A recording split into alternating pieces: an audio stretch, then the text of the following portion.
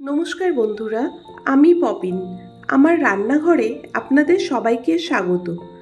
ইলিশ মাছ বাঙালিদের কাছে ভীষণই প্রিয় একটি মাছ, আর দই ইলিশ হলে তো কোনো কথাই নেই। আজ আমি খুব সহজভাবে দই ইলিশ তৈরি করে দেখাবো। খেতে কিন্তু দুর্দান্ত হয়। আশা করছি আজকের দই ইলিশ রেসিপিটা আপনাদের ভালো লাগবে।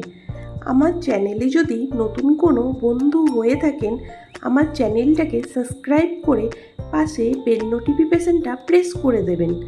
তাহলে আমি যখনই কোনো নতুন রেসিপি আপনাদের সাথে শেয়ার করব, সবার প্রথমে নোটিফিকেশনটা আপনাদের কাছে পৌঁছে যাবে। দেখে নেওয়া যাক আজকের দই ইলিশ রেসিপিটা। দই ইলিশ তৈরি করবার জন্য আমি 5 পিস ইলিশ মাছ নিয়েছি। মাছের মধ্যে লবণ দিয়ে দিলাম, হলুদ দিয়ে দিলাম। লবণ হলুদ মাখিয়ে মাছটাকে 15 থেকে 20 মিনিট রেখে দেব, তারপরে রান্নাটা করব। এখন আমি একটা বাটির মধ্যে 1 টিস্পুন হলুদ সর্ষে নিয়ে নিলাম, 1 টিস্পুন কালো সর্ষে নিয়ে নিলাম, 2 টিস্পুন পোস্ত নিয়ে নিলাম। সর্ষে আর পোস্তটাকে একসাথে ভালো করে মিশিয়ে নিচ্ছি। অল্প একটু লবণ দিয়ে দিলাম। লবণ দিয়ে যদি সর্ষেটা পেস্ট করা হয় তাহলে সর্ষে দিতে হবে না। 6টা কাঁচা লঙ্কা নিয়ে নিলাম। জল দিয়ে এখন একটা মিহি পেস্ট তৈরি করে নেব। এখন আমি একটা বাটির মধ্যে টক দই নিয়ে নিচ্ছি। আমি প্যাকেটের টক দই ব্যবহার করেছি, আপনারা চাইলে মিষ্টির দোকানের টক দইও ব্যবহার করতে পারেন। প্যাকেটের দইটা একটু বেশি টক হয় বলে আমি প্যাকেটের দই ব্যবহার করলাম। দইটাকে ভালো করে ফাটিয়ে নিতে হবে।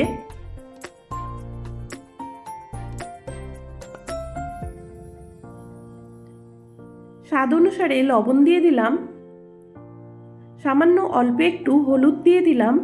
হলুদটা বেশি ব্যবহার করবেন না, সামান্য অল্প একটু হলুদ ব্যবহার করেছি। আমি 1/4 চা চামচ হলুদ ব্যবহার করেছি। এখন দিয়ে দিয়েছি সর্ষে পোস্ত যে পেস্ট মশলাটা করেছিলাম, মশলাটাকে দিয়ে দিলাম।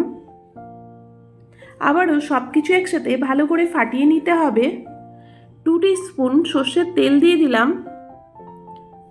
তেলটাকে মশলার সাথে ভালো করে মিশিয়ে নিচ্ছি। এখন আমি লবণ হলুদ মাখিয়ে রাখা মাছের পিসগুলোকে সর্ষের পেস্ট মশলার মধ্যে ভালো করে মাখিয়ে নেব। এক এক করে আমি সমস্ত মাছের পিসগুলোকে মশলার মধ্যে ভালো করে মাখিয়ে নেব।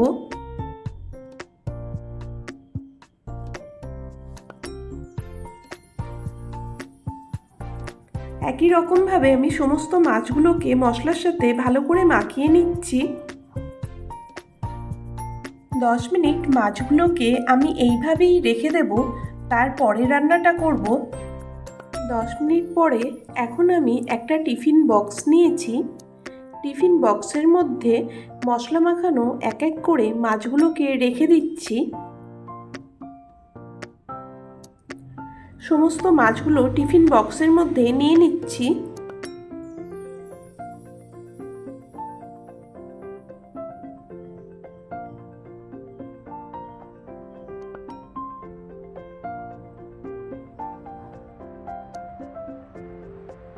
মাছগুলো খুবই নরম, একটু সাবধানে টিফিন বক্সের মধ্যে মাছগুলোকে রেখে দেবেন।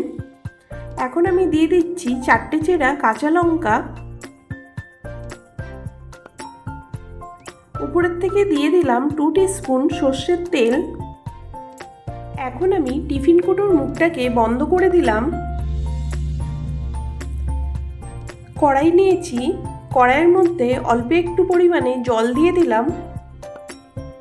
জলটা হালকা উষ্ণ গরম হয়ে গেলে টিফিন কৌটোটাকে জলের উপরে বসিয়ে দেব। কড়াইটাকে ঢাকা দিয়ে দিলাম। জলটা যেন টিফিন কৌটোর নিচে থাকে, জলটা যেন টিফিন কৌটোর উপর পর্যন্ত না থাকে। 10 মিনিট লো টু মিডিয়াম ফ্লেমে রান্নাটা করে নেব। 10 মিনিট পর আমি গ্যাস অফ করে দিলাম। ঢাকনাটা খুলে চেক করে নেব আমাদের দই ইলিশ কেমন হয়েছে। দেখুন আমাদের দই ইলিশ একদম রেডি। গরম গরম ভাতের সাথে এই রকম দই ইলিশ খেতে কিন্তু অসাধারণ লাগে। রেসিপিটা কেমন লাগলো অবশ্যই জানাবেন। এই রকম করেই আপনারা বাড়িতে দই ইলিশ তৈরি করে নেবেন। রেসিপিটা ভালো লাগলে লাইক শেয়ার কমেন্ট করতে ভুলবেন না কিন্তু। আজকে এই পর্যন্ত, আবার হাজির হয়ে যাব নতুন কোনো রেসিপি নিয়ে। ভালো থাকবেন, সুস্থ থাকবেন, ধন্যবাদ।